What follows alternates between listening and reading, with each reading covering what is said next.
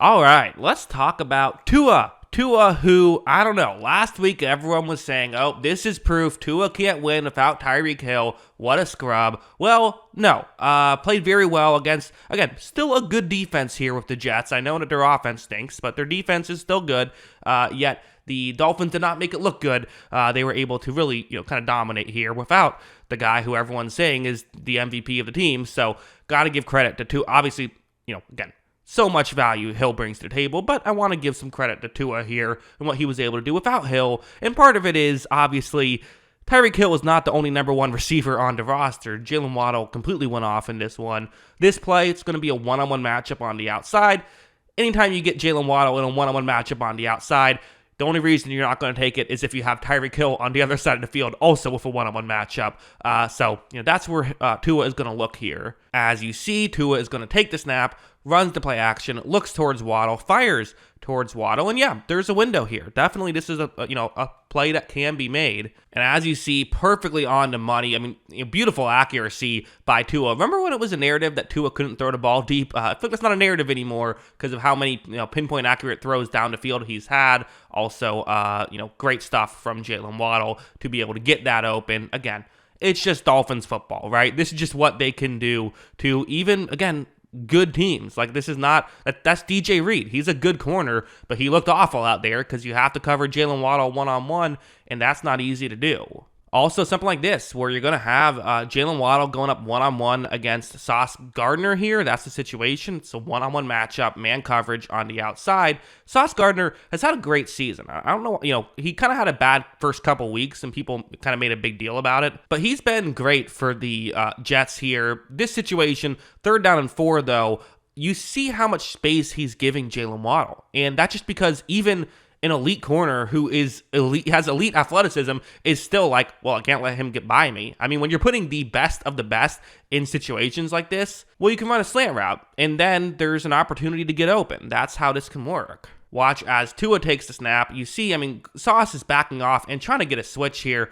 I gotta be honest, if I'm, the Jets here, I want Sauce Gardner on Jalen Waddle in this situation. I don't think this is, I know maybe typically that's how you do things, but I would kind of advise differently here. Either way, though, there's a ton of space right here, and you're at the 1st down marker on 3rd and 4. You're at the marker already. Good throw from Tua, and Waddle does a good job of protecting himself as much as he can in that tough situation. So really good play by Jalen Waddle to get open like that. But again, it's just the threat of Jalen Waddle almost works out just as well as anything else. And also some other guys came through. Listen, it was mostly Jalen Waddle.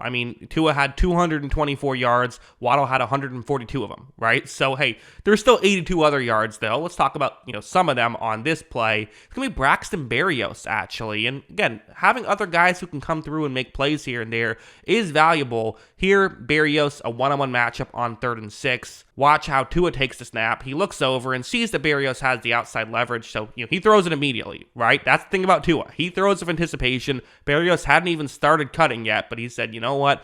Let's give my guy a chance. And as you see, good throw, really good catch as well. Berrios did manage to stay inbounds, so good job by both of those two players. So these are the kind of things where it's like sometimes it's not about, while the anticipation was still a part of that, sometimes it's just about giving your player a chance, right? Let your receiver do the work for you, and that's what Tua was able to do on that play. Really good stuff from him, good stuff from Berrios. Also, here's a wild stat. Guess who is leading the league in rushing touchdowns up until this point? And it's actually not even close. You might be thinking, oh, Christian McCaffrey, obviously. No. Well, then you're thinking, okay, well, maybe Jalen Hurts. He's had a lot of tush-push touchdowns. No. It is actually Raheem Mostert. Raheem Mostert, believe it or not, 18 rushing touchdowns on the season. If you're a fantasy football player, you probably know all about this, but I don't do that much. So for me, it's a surprise. He's been great in the goal line situations, and the Dolphins blocking in general has been great in the goal line situations. Something like this. It's actually a clever concept where they're going to just, again, it's nothing crazy, but it's just a little wrinkle. And that's the Mike McDaniel thing, right? I remember when he was just first brought on, he was asked about, hey, why do you sometimes have a pitch play, but then have your running back just run straight up the middle. Why don't you just, everyone else when they pitch, they go towards the outside? And his response was, well, because everyone else goes towards the outside. We want to just do things a little bit differently to, freeze defensive players for half a second because our guys are so fast, that's all we need. So I want you to zero in on how Tua is going to hand the football off here. Watch what he does. As you see, he kind of fakes as though it's going to be a handoff towards the right, but then flips it back to Mostert. And listen, would that have mattered on this play? If they just ran a regular pitch, would it have made a difference? I don't know. But either way, it's those little things that they do throughout the course of a game that, can turn what maybe would have been a stop on 1st and goal into Mostert. Again, he has speed, able to, really didn't need to speed on that one, jogs into the end zone for a touchdown. These little types of things are just such a big part of the Dolphins game that kind of gets underlooked, but they're able to do it there. And also stuff like this, just really smart, 4th down decision making, right? I don't care that you're up 24-0. What are you supposed to do? Not try and win the football game? 24-point comebacks, in the second half have happened before. I don't know. Keep the foot on the gas. I like it. And it's just a smart decision. Why punt the ball here? You can't kick a field goal. Makes sense, especially when you got Jalen Waddle, who's going to run a route just trying to get into a gap in coverage over the middle. But watch how when Tua takes a snap, watch the speed of this play. I mean, Tua throws with such anticipation, and Waddle's already there. Listen, the Jets aren't stupid, right? They know their defensive situation. They know that the middle of the field could be opened up, but it happens so quickly, you can't get over there. And then also watch Jalen Waddle make the catch, but then cuts back towards the bottom of the screen. That's really clever as well. So he cuts back the opposite direction of where he was running the route because the defenders are going to be following him in that direction. Picks up even more yards after the catch. Just great stuff from Waddle.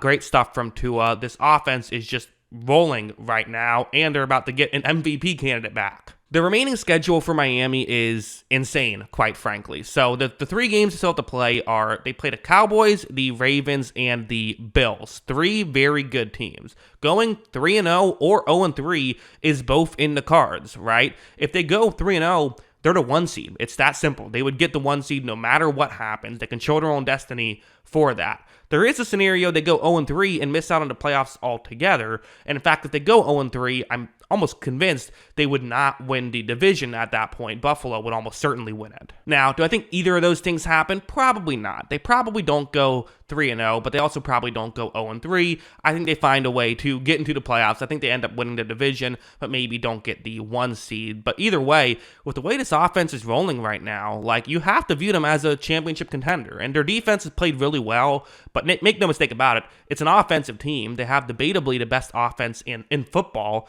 And while people love to say defense wins championships, that's not really true here in the modern era of football. The teams that are winning championships are usually, the top offenses with good enough defenses. And to me, that perfectly describes the Dolphins, and their defense is playing a little better than good enough, with the exception of in the final 3 minutes against Tennessee. They've been pretty great these past, handful of weeks. So, yeah, another good win by the Dolphins, another good win by Tua. Very interested in seeing what they do these next 3 weeks, and if they can, how high of a seed can they climb? They could be anywhere from 1 to 7, and even not even top 7. Super fascinating stuff, but that's what I think about all that. What do you think? Let me know in the comments below. Always love hearing from y'all, and of course, as always, thanks for watching.